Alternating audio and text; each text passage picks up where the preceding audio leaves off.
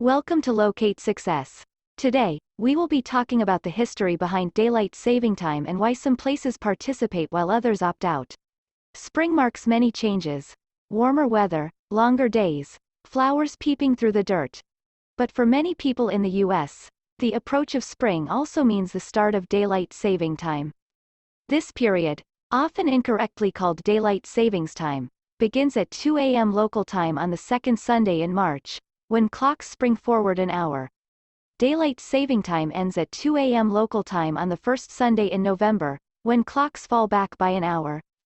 The idea behind the clock shift is to maximize sunlight in the northern hemisphere, as days start to lengthen in the spring and then wane in the fall.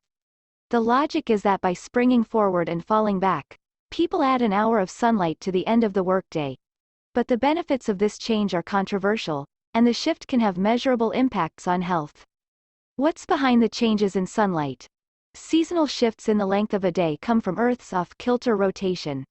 Our planet turns on its axis at a relatively constant 23.4-degree angle relative to its path around the Sun. This means that while the equator usually enjoys roughly 12 hours of both day and night year-round, the same isn't true the further north or south you go.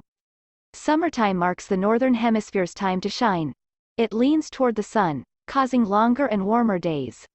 Meanwhile, the southern hemisphere is plunged into the short days of winter as it tilts away from the sun. 6 months later, the situation reverses, and winter grips the north while light bathes the south.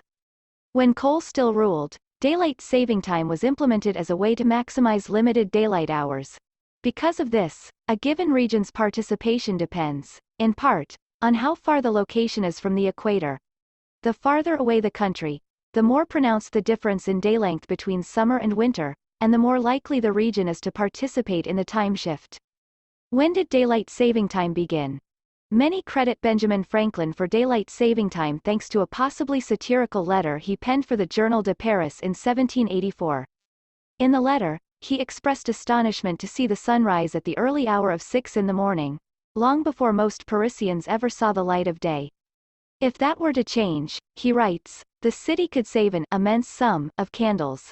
He never suggested a shift in clocks, however, instead offering other amusing solutions to the problem that included cannons firing in the street to rouse people from sleep, taxes for shuttered windows, and candle sales restrictions. Others credit the idea to George Hudson, an entomologist from New Zealand, who in 1895 suggested a 2-hour shift to allow for more post-work bug hunting.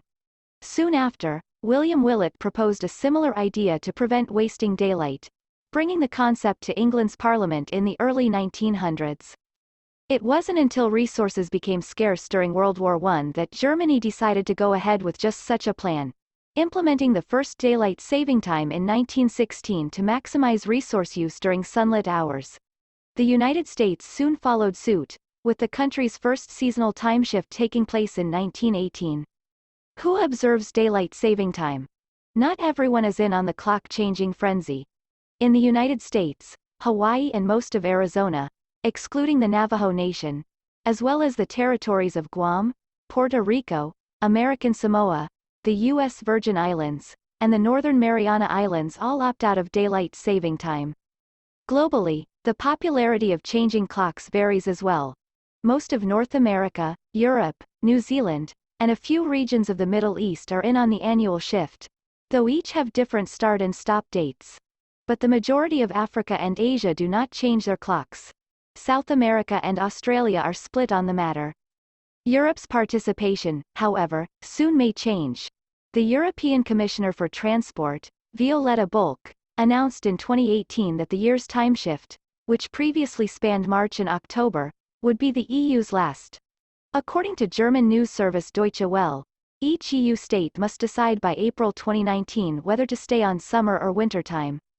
Are there benefits to daylight saving time? For many, the change seems meddlesome, resulting in missed meetings and sleepy citizens. There may be even more severe effects.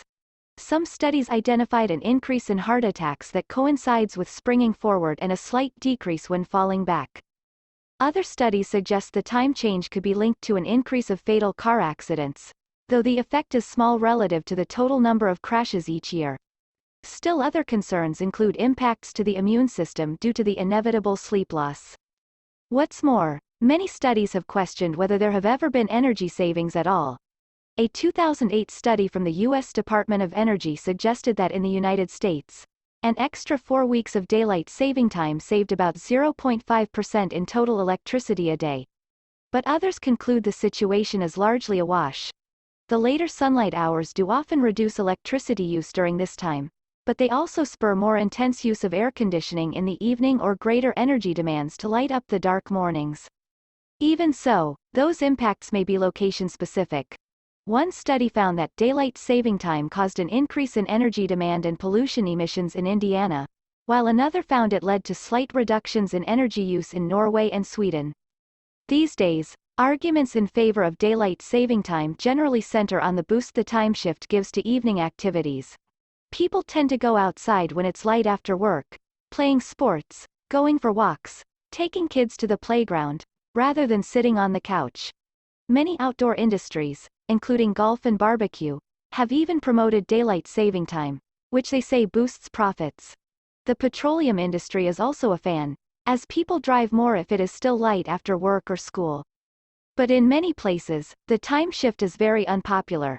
Europe's pending move away from the annual change stemmed from a survey that revealed roughly 80% of some 4.6 million respondents were against daylight saving time.